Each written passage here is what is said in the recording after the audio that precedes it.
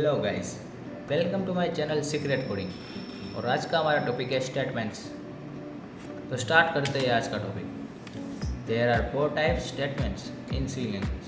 सी language में basically 4 type के statement आते हैं। सबसे पहला है इफ़ स्टेटमेंट, सेकंड है इफ़ एल्स स्टेटमेंट, थर्ड है इफ़ एल्स इफ स्टेटमेंट और हमारा लास्ट है नेक्स्ट स्टेटमेंट। और आज के वीडियो में हम इफ़ स्टेटमेंट के बारे में डिटेल में सीखेंगे और विथ एग्जांपल उसको क्लियर करेंगे। तो बढ़ते हैं इफ़ स्टेटमेंट की तरफ। If statements is use to check some condition. हम कोई भी पर्टिकुलर कंडीशन को चेक करने के लिए इफ़ स्टेटमेंट का यूज़ करते हैं। Check only one condition if you have use to if statement. हम कोई भी पर्टिकुलर एक कंडीशन को चेक करने के लिए इफ़ स्टेटमेंट का यूज़ कर सकते हैं। इफ स्टेटमेंट में हम एक कंडीशन ही एग्जीक्यूट कर सकते हैं और चेक कर सकते हैं। तो देखते हैं उसकी syntax. If statement syntax. If statement के सिंटैक्स में सबसे पहले हम इफ लिखते हैं और उसके ब्रैकेट में कंडीशन लिखते हैं। ये कंडीशन हमें कौन सी कंडीशन यहाँ पे एग्जीक्यूट करनी है ये हम यहाँ पे लिखते हैं। और उसके बाद हम सिंपल करली ब्रैकेट के अंदर अपने स्टेटमेंट और कोड लिखते हैं। तो बेसिकली ये सिंपल सिंटैक्स है इफ स्टेटमेंट की। तो अब हम उसको टर्बो सी की स्क्रीन पर जाके क्लियर करते हैं विथ एग्जांपल। तो गाइस, हमारी टर्बो सी की स्क्रीन ओपन हो गई है। सबसे पहले हम इसमें अपनी फाइल का नेम सेव करेंगे। हमारा स्टेटमेंट है इफ स्टेटमेंट। तो हम यहाँ पे इफ स्टेटमेंट के .c नेम से इसको सेव करेंगे। ओके, अब देख सकते हैं यहाँ पे हमारी फाइल का नेम आ चुका है। अब हम अपना प्रोग्राम स्टार्ट करेंगे। स्टार्ट करने से पहले हम उसकी दो हेडर फाइल लिखेंगे। प्रोग्राम स्टार्ट करने से पहले हमें 2 हेडर फाइल लिखनी पड़ती है। सबसे पहले हैश इंक्लूड stdio.h और सेकंड है हैश इंक्लूड tonio.h। उसके बाद हम अपना वर्ड मेन फंक्शन लिखते हैं और उसके बाद कर्ली ब्रैकेट स्टार्ट और क्लोज। इसके बीच में हम अपना कोड एग्जीक्यूट करेंगे। तो सबसे पहले हम यहाँ पे CLR SCR लिखते हैं क्लियर स्क्रीन। तो अब स्टार्ट करते हैं अपना एग्जांपल। फॉर एग्जांपल मान लो कि हमारी एज 20 से बढ़कर है तो हम ड्राइविंग कर सकते हैं। ये हमें प्रिंट करना है।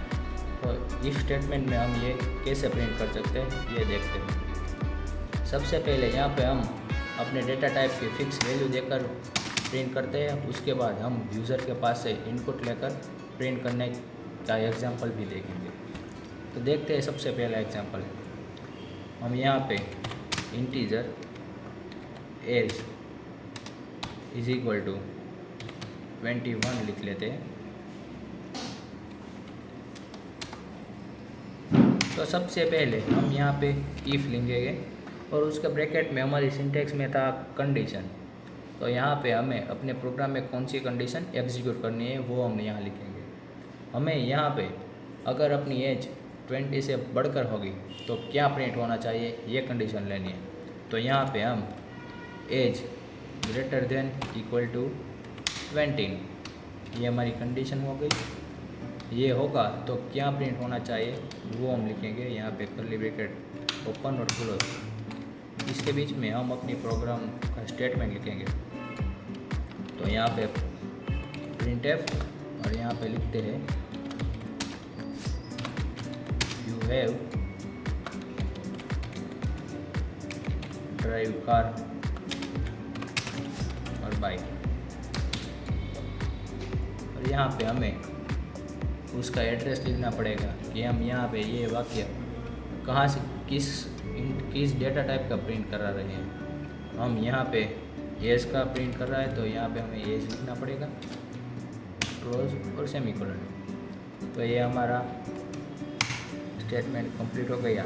उसके बाद हम यहाँ पे सिंपल अपने प्रोग्राम को रिटर्न टाइप देकर प्रोग्राम को एंड करेंगे।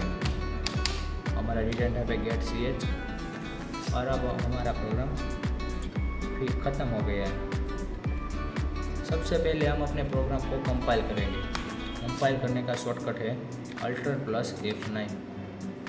आप यहाँ से देख सकते हैं हमारे प्रोग्राम में कोई भी एरर नहीं है, और यहाँ पे इंटर प्रेस करें और अब हम अपने प्रोग्राम को रन करते हैं।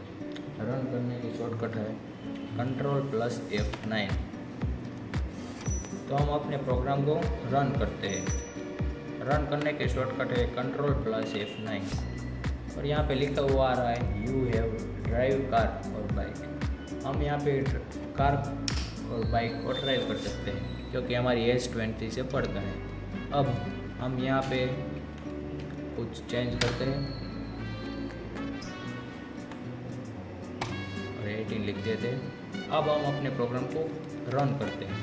तो यहाँ पे कुछ भी नहीं आया क्योंकि हमने यहाँ पे 20 से बढ़कर हमारी एज होगी तो क्या प्रिंट होना चाहिए वो एक ही कंडीशन डाली है, दूसरी कंडीशन हमने यहाँ नहीं डाली है, इसलिए यहाँ पे हमारा आउटपुट ब्लैंक आ रहा है। अब हम देखते हैं यूज़र के पास से कैसे आउटपुट लिया जा सकता है। सबसे पहले हम इसको निकाल देते हैं और यहाँ पे कोई नया इनपुट डालने के लिए कोई डेटा टाइप क्रिएट करता है इंटीजर एज। हमने यहाँ पे इंटीजर एज ले लिया, यहाँ पे इंटीजर रिजल्ट ले लेते हैं।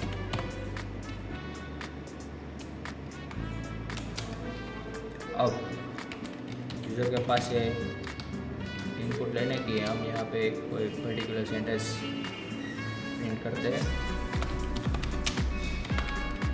Enter your result.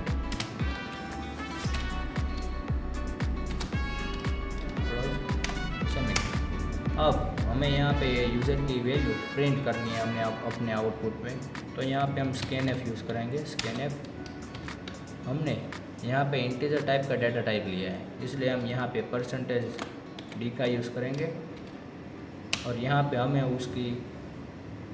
उसका एड्रेस देना पड़ेगा कि हम ये इंटीजर d %d कहाँ से ला रहे हैं, और यहाँ पे हमें उसका एड्रेस देना पड़ेगा कि हम ये %d रिज़ल्ट कहाँ से ला रहे हैं। तो हम ये रिज़ल्ट से ला रहे हैं, तो हम यहाँ पे एंड रिज़ल्ट लिखते हैं, क्लोज और सेमीकोलन।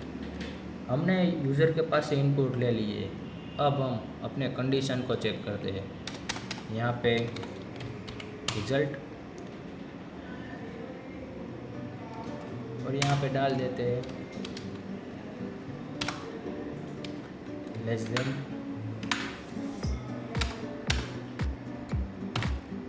15। अगर हमारा रिज़ल्ट 15 के अंदर होगा तो क्या प्रिंट होना चाहिए।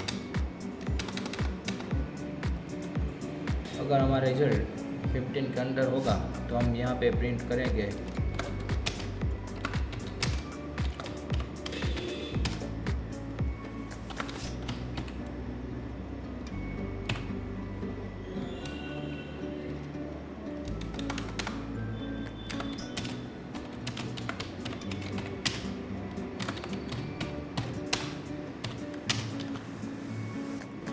It is normal result.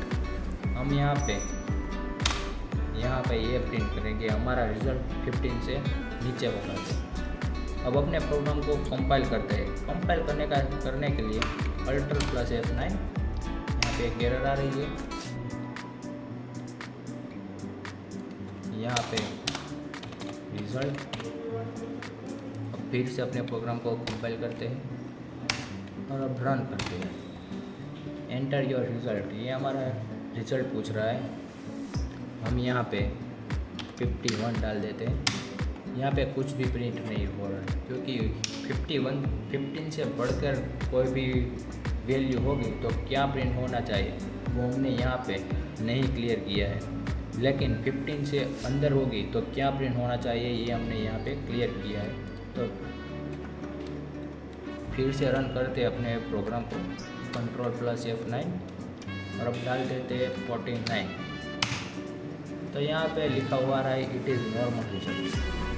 तो देख सकते हैं हम इन्हें यहाँ पे 15 से अंदर का वैल्यू हो तो ये प्रिंट कर रहा है और उससे बढ़कर वो तो कुछ भी प्रिंट नहीं कर रहा। तो ये बेसिकली एक कंडीशन को प्रिंट करने के लिए हम इफ स्टेटमेंट का यूज़ करते हैं। तो आज के लिए बस इतना ही, और नेक्स्ट वीडियो में हम इफ एल्स स्टेटमेंट को क्लियर करेंगे और उसके एग्जाम्पल के साथ हम उसको सीखेंगे। तो thank you guys for watching this video.